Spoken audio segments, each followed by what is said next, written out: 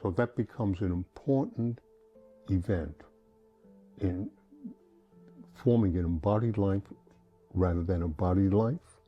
And that tells you the importance of having an understanding of this voluntary developmental process in forming an adult where there is no form for the adult.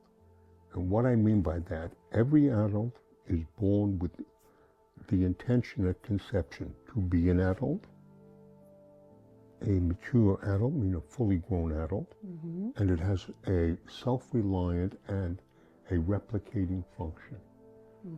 But when you pass the replication process where you don't have children anymore, you go through menopause, male or female menopause, and your body begins to change and you lose body mass, and then people try to compensate for that.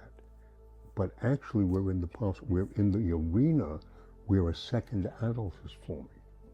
Yes, I'd like you to unfold that concept, the concept of a second adult, which I think is very important in your papers.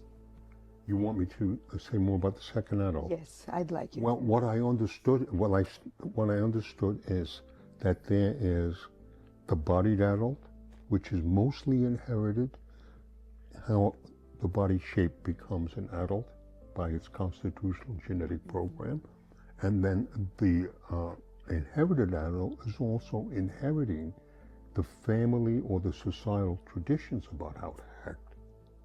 So that becomes what I call the alpha adult, the first adult.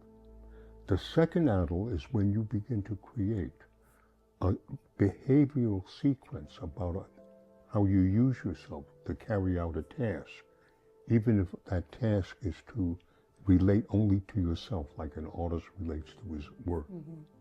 You begin to develop a personal adult, which is a second adult. And it mostly shows up when you pass the first adult phase, what I call the adult phase. And basically the first adult is driven to be an adult by the programs inside it. Oh, that's interesting. And by its physicality, it overcomes obstacles. That it has enough physical energy to sort of muscle through situations.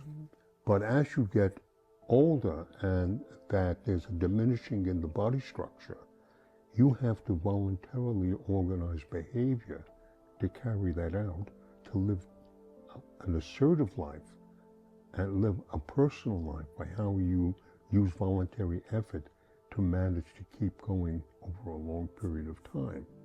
Not only as a thinking person, but mostly as an acting person. So you see a lot of people who are alive for a long time, but they can't act. There's a disconnection between the activity of their own brain and their ability to support the action. And I'm saying it is the action that supports the thinking, and if you don't pay attention to that, you don't have a second adult.